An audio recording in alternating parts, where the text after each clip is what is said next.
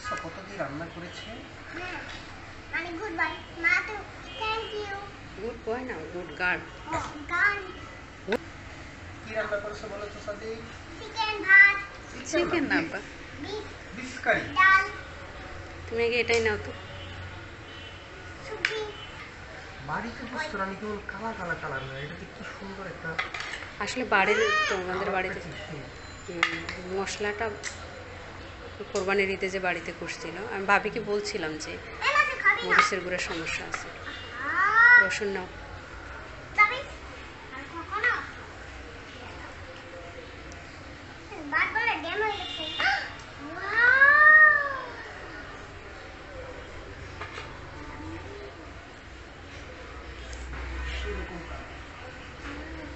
রসুন নিলে না?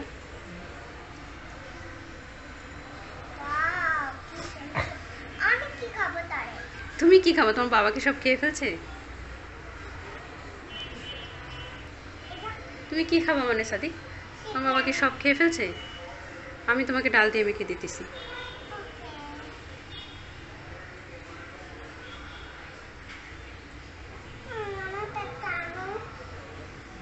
এনেছি তো বাবা, এই যে মাংস সব কিছু ঠিক আছে। কখন খাবো রে? কোনোরকম ফ্লেভার।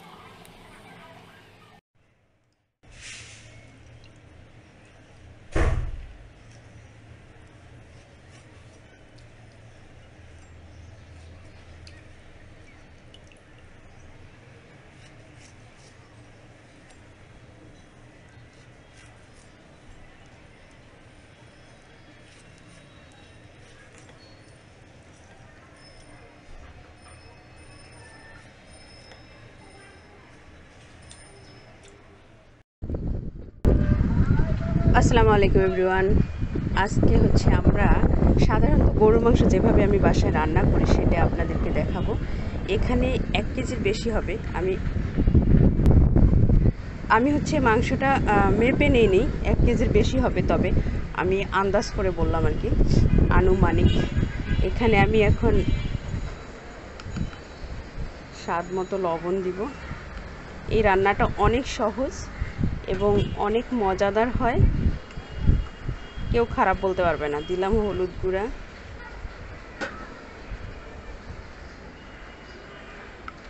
মরিচের গুঁড়া,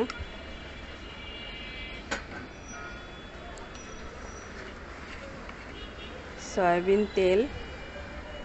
একটা কথা, সেটা হলো এই যে পানি দেখতে পারতেছেন, এই পানিগুলো কিন্তু আমি দেই নেই, এগুলো মাংস ধুয়ে যখন আমি এখানে রাখছি সেই মাংসের পানিটা আর কি। তো আমি মাংসের পানিটা সেকে নেইনি, ওভাবেই দিয়ে দিছি, কারণ ওই মাংসটা দিয়ে তরকারিটা রান্না হবে।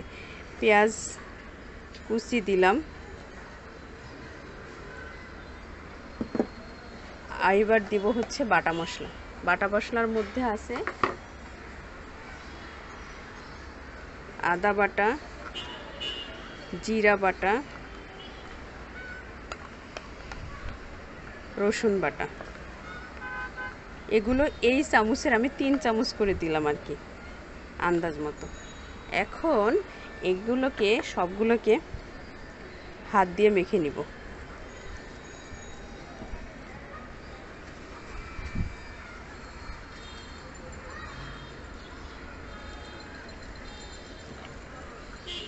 ভালোভাবে মেখে নিতে হবে, যেহেতু আমি মাংসটা কষা রান্না করতেছি না, সেক্ষেত্রে মশলাগুলো যেন এর ভিতরে একটু ঢুকে। হাত দিয়ে ভালোভাবে মেখে ঢেকে চুলায় দিয়ে দিব।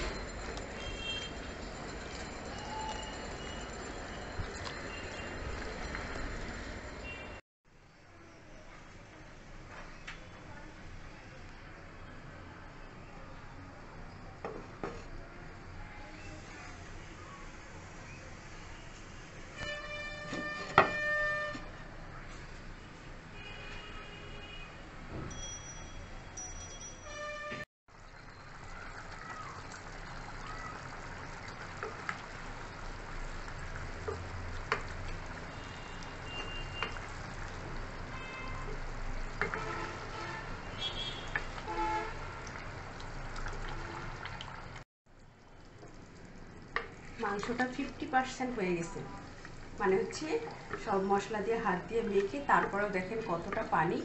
আমি খুব বেশি স্লো না, আবার খুব বেশি জোরে না, মিডিয়াম আছে মাংসটা রান্না করছি, যার কারণে পানিটা থেকেই গেছে ঝোলের মতো, আবার মাংসটাও প্রায় অর্ধেক সেদ্ধ হয়ে গেছে। এই পর্যায়ে এসে আমি দিয়ে দিব হচ্ছে আলু, কাঁচা আলু আর কি, আমি এটা কোনো রকম ভেজে নেইনি।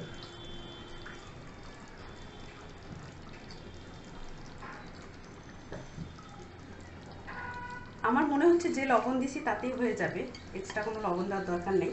তারপরে আমি পরে টেস্ট করে দেখবো, যদি লবণ কম হয় তো আরেকটু দিয়ে দিব। দিলাম 5টা আস্ত রসুন। গরু মাংসে রসুন খেতে আমাদের ভীষণ ভালো লাগে, আমরা এটা সবাই পছন্দ করি। এখন কি করব, এটাতে আমি একটু গরম মশলার গুঁড়া উপরে দিয়ে দিব। গরম মশলাটা একদম স্পেশাল, আমার বাসায় বানানো, এটা খুবই ভালো, মাংসতে স্বাদ দ্বিগুণ বাড়ায় দেয়।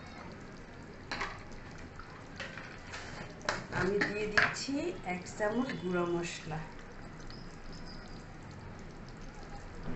অল্প একটু, মানে এই চামচের ভর্তি করে 1 চামচ। এখন যেহেতু আমার মাংসটা অর্ধেক হয়ে গেছে, আলুটা সেদ্ধ হতে খুব বেশি সময় লাগবে না। এখন একটু নেড়ে আমি ঢেকে দিব, শুধুমাত্র আলুটা সেদ্ধ হতে হতে মাংসটাও ভুনা হয়ে যাবে। আমি ঝোল বেশি রাখবো না, আবার খুব বেশি ভুনাও করবো না, এতটুকুতে আমি। এবং আমি চাচ্ছি না পানিও দিতে, আমি চাচ্ছি একদম, এখন আর চুলার আগুনটা একদমই স্লো করে দিছি, মানে একদম, এর আগে মিডিয়াম জালে রান্না করছি, একদম কম করে দিয়ে এই মাংসটা আরও যতটুকু সময় লাগে 10-15 মিনিট মনে হয় লাগবে, চুলায় বসায় দিয়ে আমি এখন এটা রান্না করব।